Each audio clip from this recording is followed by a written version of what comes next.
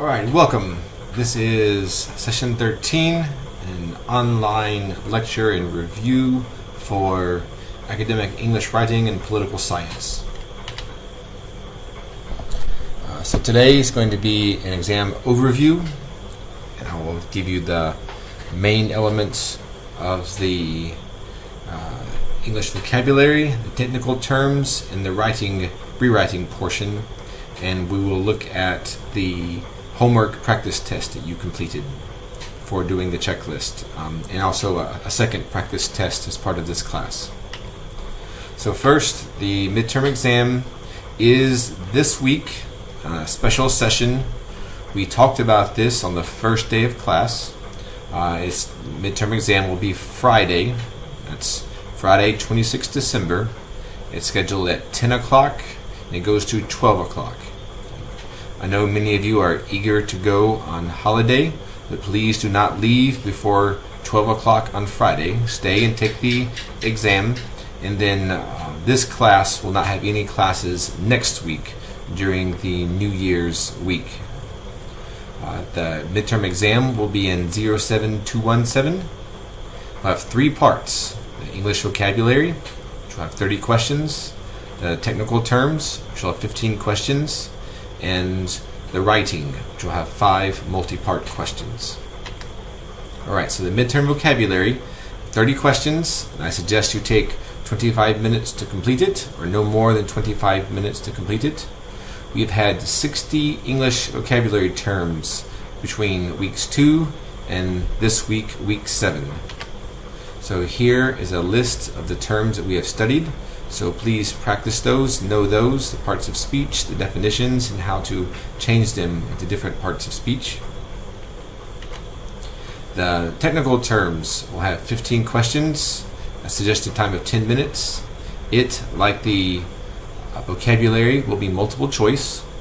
There are 66 possible technical terms from sessions 3 to 13, including some for today, which we've not studied yet, which are relevant to the reading you did for the practice test. So you can see them by session here. And the ones that we have for today are the focus group, the Delphi method, the interview, a semi-structured interview, a closed interview, and content analysis. Focus group is a group of people who have been brought together to engage with one another through discussions on a particular subject, the process and results of which are observed and recorded by a researcher. The Delphi method is a method of data collection that involves a panel of experts answering a set of questions and then responding to initial tabulations of responses from the group. An interview is a method of data collection that involves directly eliciting answers from subjects. A semi-structured interview is a method of data collection that involves directly asking subjects a standard set of questions while also allowing for additional free discussion. And a closed interview is a method of data collection that involves directly asking subjects a strictly prepared set of questions. Content analysis is a research method used to identify patterns in recorded communication. Okay. So you'll need to know those for the midterm exam. Now, the big portion, the midterm writing, the third part, will have 5 multi-part questions, and I'm giving you an estimated time limit or time of 70 minutes for this portion of the test. So you should do the vocabulary and technical terms rather quickly. And then the midterm writing, you should take your time on to make sure you are understanding the reading and that you are writing the correct answers. Right? I'll have questions on creating headings, writing summary sentences, writing about storyboards, rewriting sentences, and diagramming. Alright, so for homework, you did the session 13 midterm practice test. I'm now going to review the answers for that. I will not go and grade individually all of your answers. What I want you to do is compare your answers to the ones I show and see if you use the correct format. If you have questions about a particular question or sentence, you can show them to me on class on Wednesday. All right, let's proceed to review the midterm practice test that you did for homework. All right, so first pay attention to these instructions because it gives you the article you're going to be using or the instructions for the paragraphs in section. So this one says to give the first 4 paragraphs of the first section, that's section 1, a 1 to 3 word summary, and then use the indicated patterns to write a summary sentence for each of the paragraphs. So there's 2 parts to this. There's the 1 to 3 word summary, and then there's the sentences following the patterns. Now notice you're going to read section 1 of the homework article,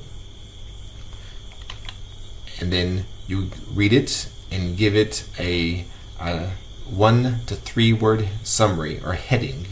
Right? So I think you can read that paragraph and say that it's talking about focus groups.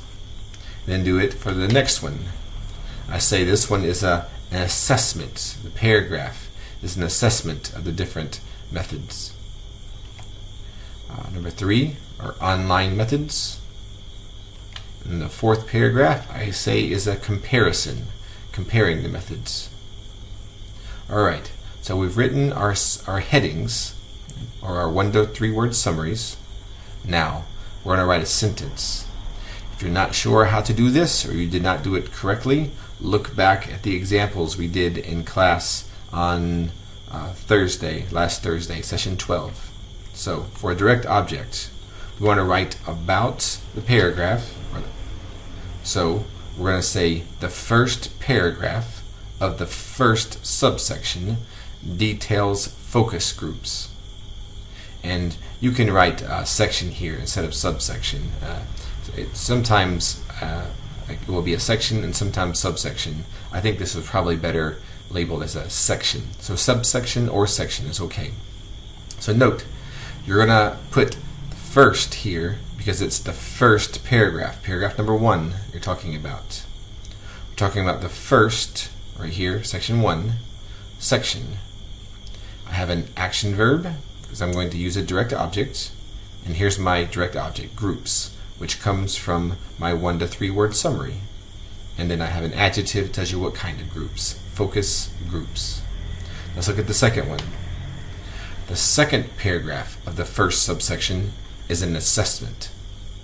Notice, again, I use the same pattern, but I change this one to second because it's paragraph 2.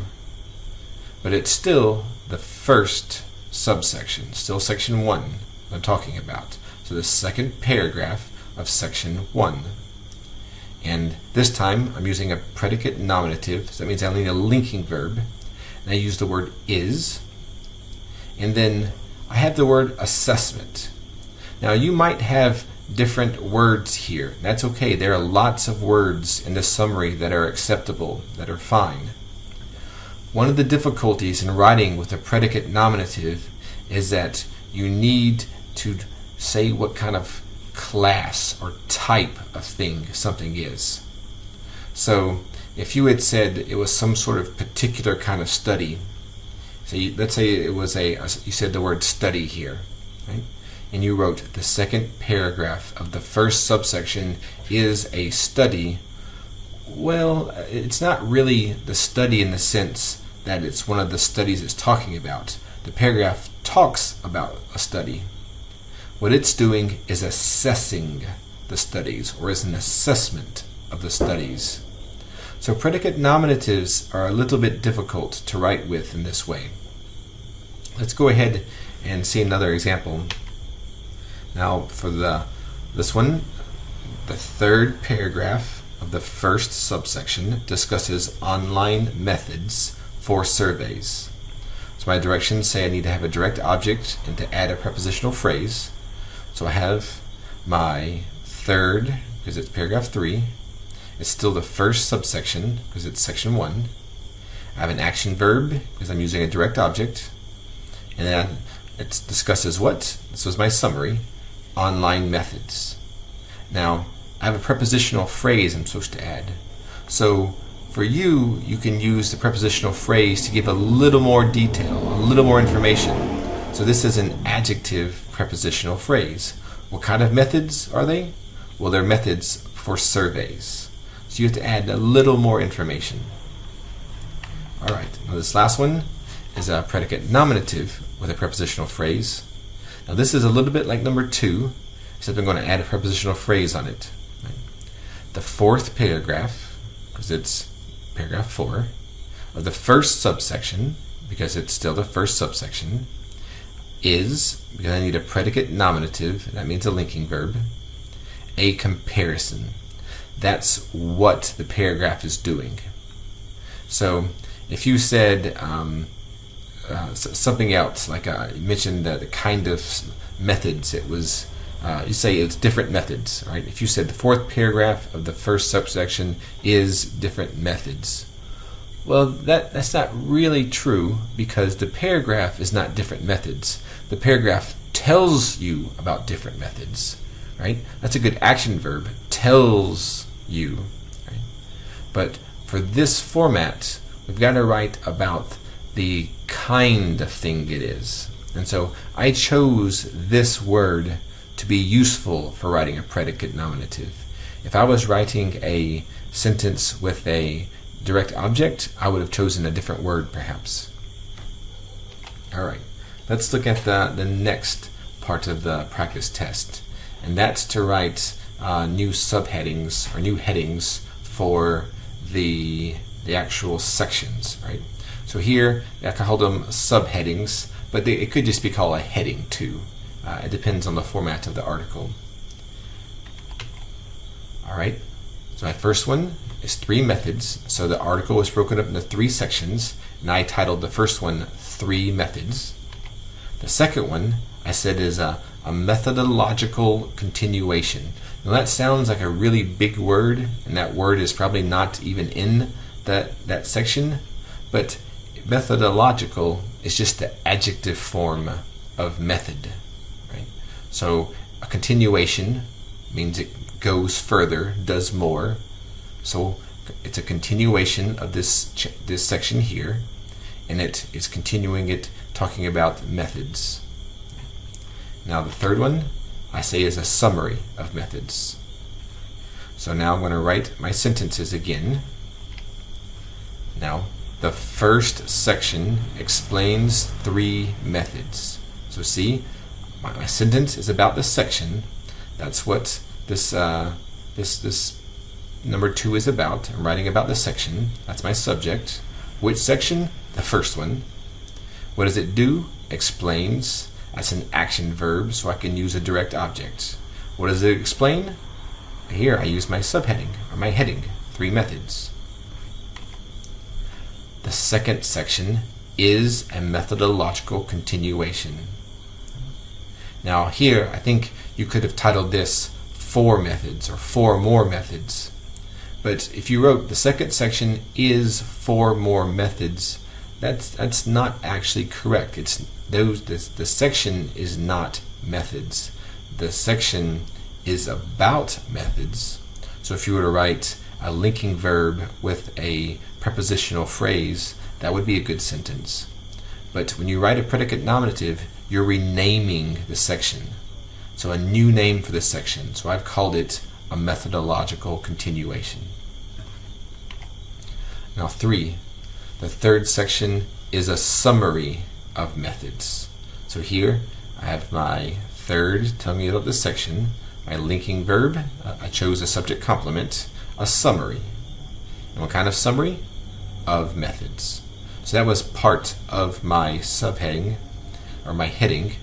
If you just had summary, then you could just add of methods as part of the prepositional phrase requirement of this step. All right, let's go forward. Now in this one, I'm going to show you a storyboard. Now we've read this article in class or for class, but you don't have to find it, you don't have to remember it. I just want you to look at the storyboard and the headings. And then we're going to write a sentence about the storyboard and headings. We do this, we practice this in class when we write comments about the the students' storyboards that are posted for that day. So you can look back for the last few sessions, and we've practiced using noun clauses to write about the storyboards. So there are examples in the slideshows for the last few times. So here, it says to use a noun clause introduced by the word that, and then we're going to write a sentence about this. And the second one, use a noun clause introduced by the word what. And then the last one, to introduce, use a noun clause introduced by the word who. So that, what, who. We're doing noun clauses. So let's give an example. So in this one, I'm talking about the heading. Right? So as part of Storyboard 2, we started talking about the headings. So the heading on the first slide, right? This is my first slide, says that. Right? There's my introductory word to my clause. Right? What is that? Well, that's a pronoun. I don't know what that is, so I have this other clause. The picture of a person represents perceptions. So this picture of a person, it represents perceptions. So the heading on the first slide says that the picture of a person represents perceptions. So you can use this format on the exam. Let's look at number 2.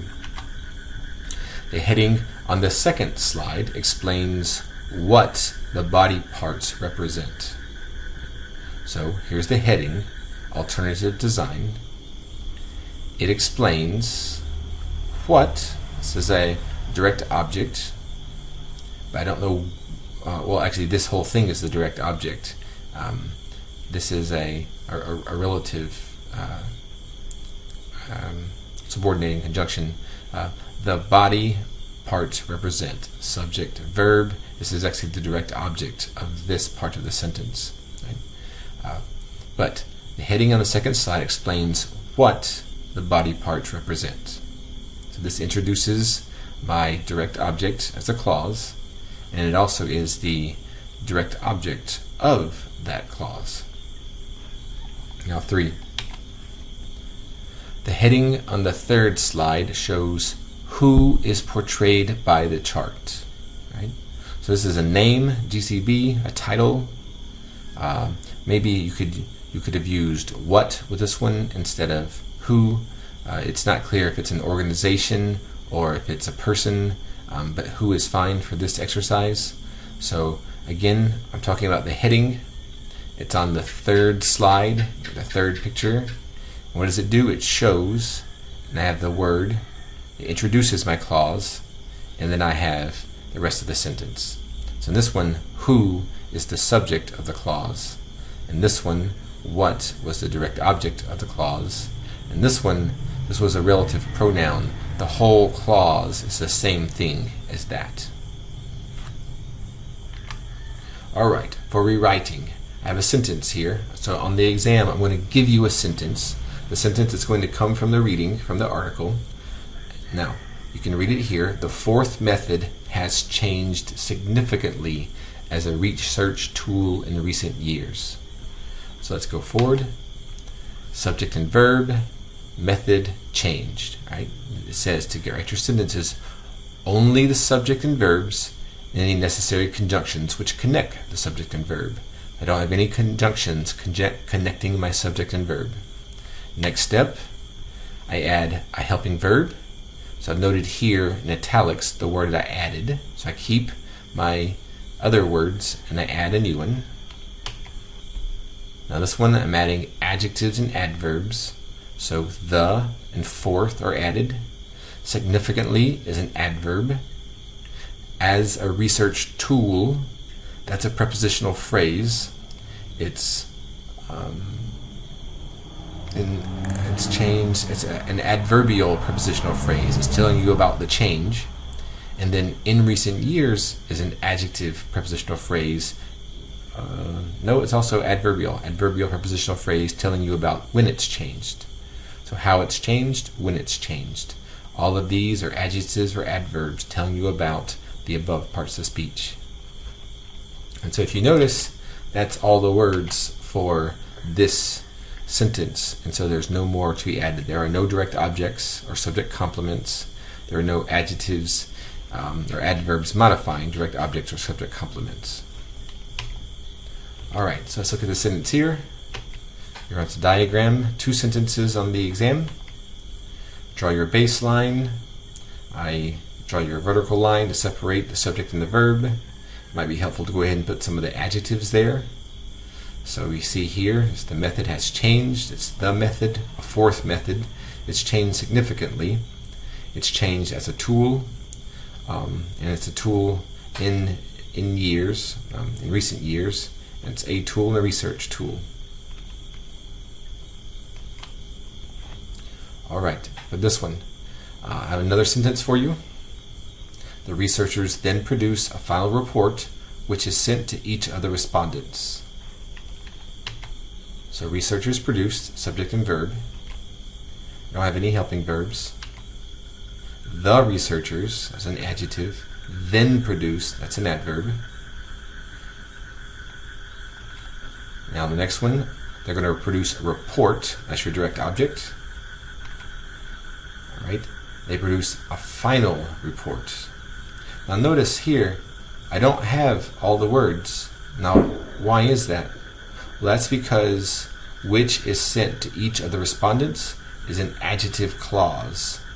You can review that in the previous sessions we did in the last 2 weeks, but we take out this adjective clause. We're not going to use it when we write and when we rewrite. So we take it away.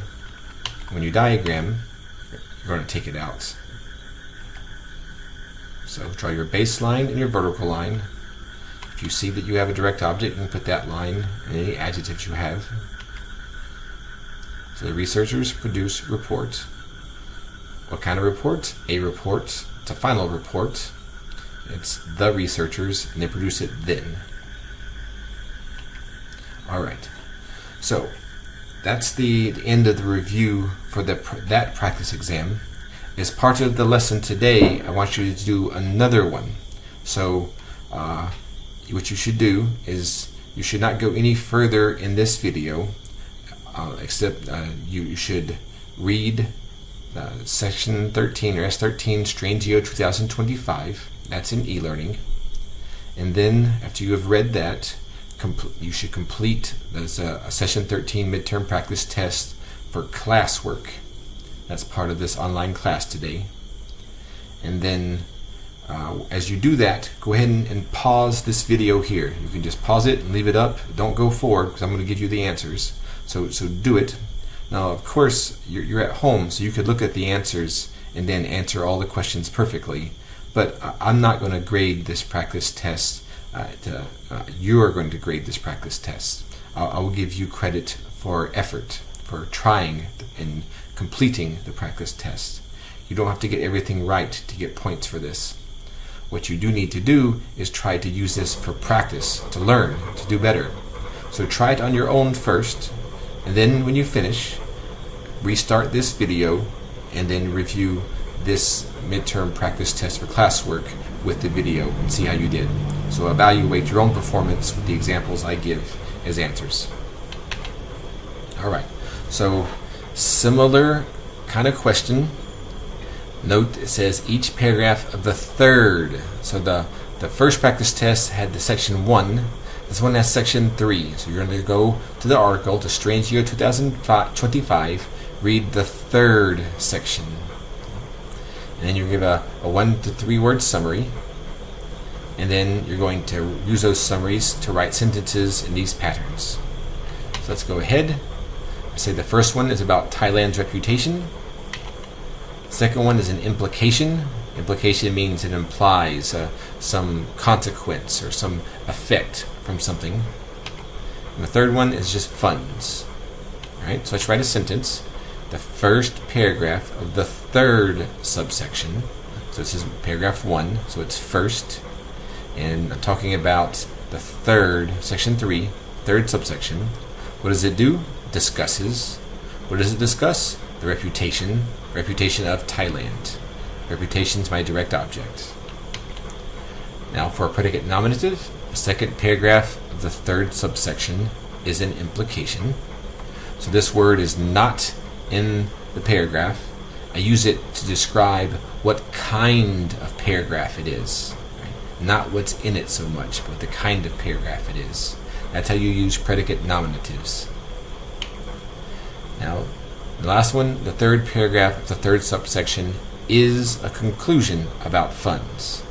So notice in this one, my 1 to 3 word summary was funds.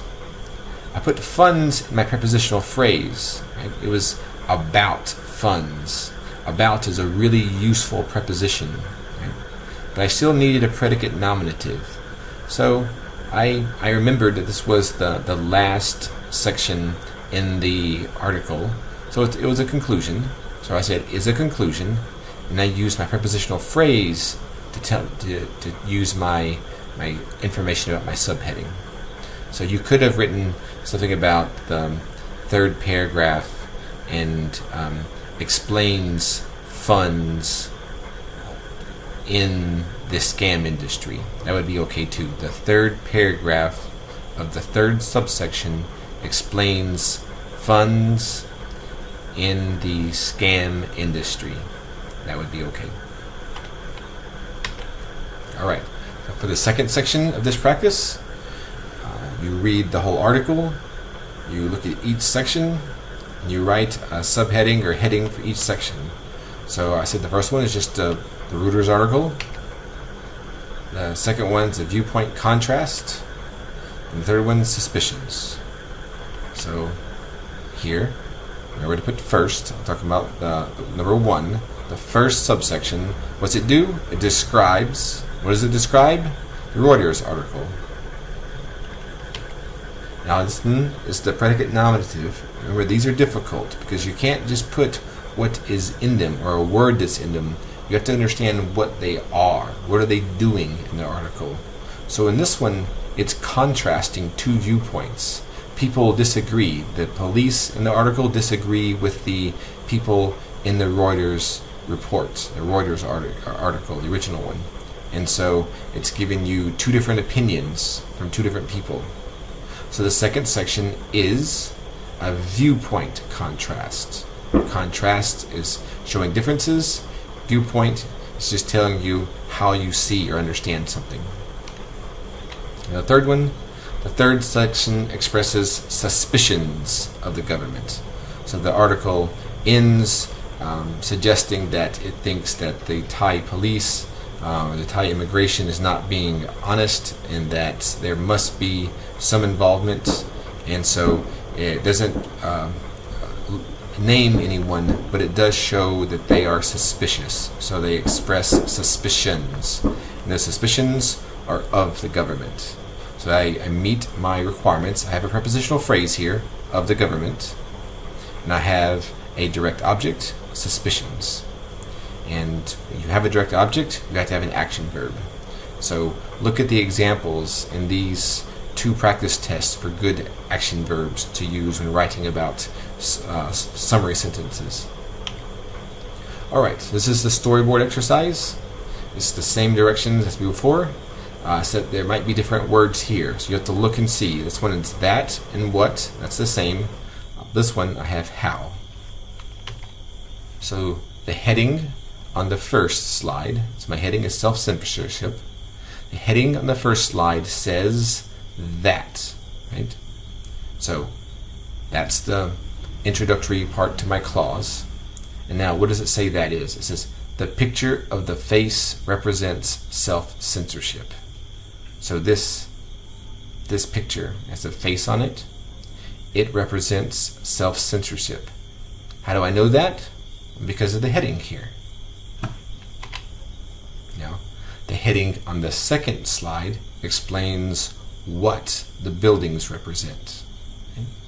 So, the heading is telling you the buildings represent perspective, a way of looking at things, right? So this one's looking up at an angle. So it's really about the view there. And how do I know that? Because my heading tells me that's what this picture represents. Right? Now the heading on the third slide suggests why the graph is in the picture. So I have this graph in the picture, and you might wonder why that is. But this tells you why. Oh, this one is about correlations. So this picture is not in the article, but the idea of things being connected is in the article.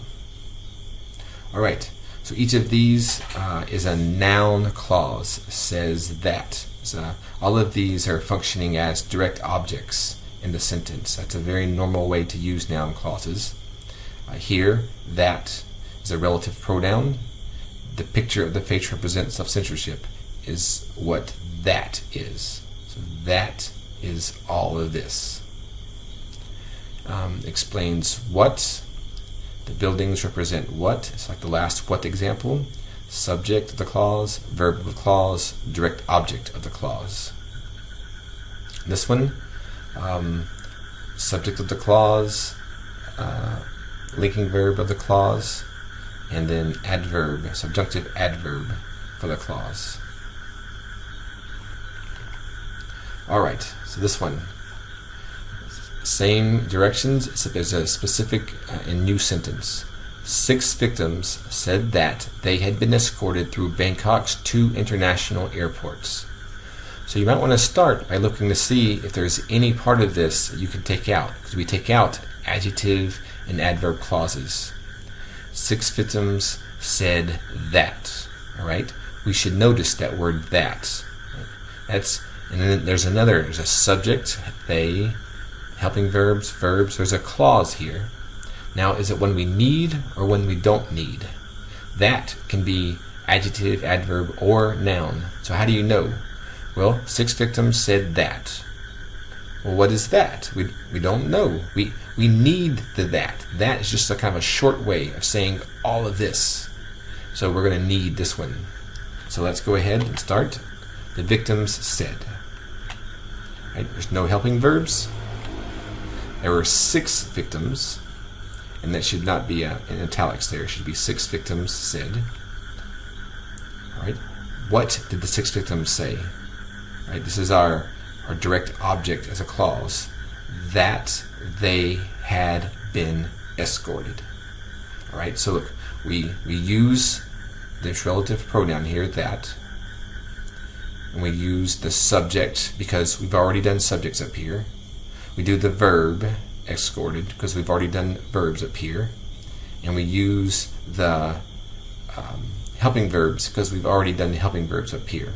So if you get to a clause, go up and do everything you've done before up to this point, right? So we've done subjects and verbs, helping verbs, adjectives and adverbs, and direct objects. This clause does not have a direct object, so you don't have to include it. But we include all of this because now this clause has its own subject and verb, helping verbs. All right, now let's go for the rest. 6 victims said that they had been escorted, right, through Bangkok's 2 international airports. So through airports is a prepositional phrase telling you of where they had been escorted, right? And then to an international modify airports. All this follows after this direct object. Okay, so let's go forward, see how to diagram it.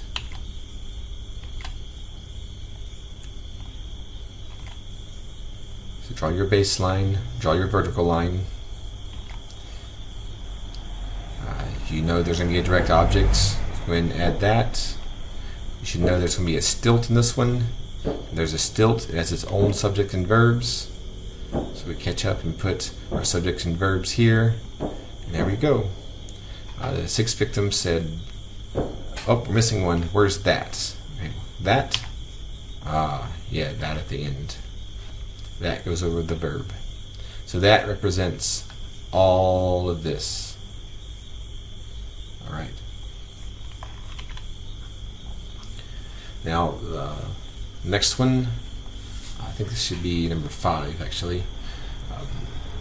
5 senior officers in Tak province were transferred out of their posts. There's no clauses in that. We have one verb, and we have a subject. So we're just going to diagram this one as normal. So subject and verb. There's a helping verb. There's some adjectives. There are 5 officers. They're senior officers. Then where were they transferred? Out of their posts. There's a adverb prepositional phrase.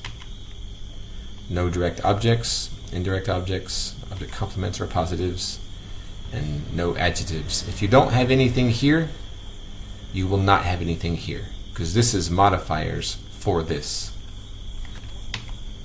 Alright, so let's look how to diagram it. Draw your baseline, draw your horizontal line. If you know you have some adjectives, you can draw those. Put the subject on there and the verb, add your helping verb. You see that you have an adverb. There's a transferred where of posts. I think it should be out of posts, their posts. Okay. Alright, so for Wednesday, so remember we're not meeting on Thursdays this week, we're going to meet early on Wednesday. So we'll have a vocabulary quiz on Wednesday. So go ahead and complete that practice. And then go ahead and as well practice for the midterm vocabulary. So there's a practice exam for the whole weeks 2 through 7. And the same for technical terms, weeks 2 through 7, you can practice. So practice those. Make sure to do the class participation for today that's online, as to comment on storyboards. And then I hope you have a good day, and I will see you when I return. Bye-bye.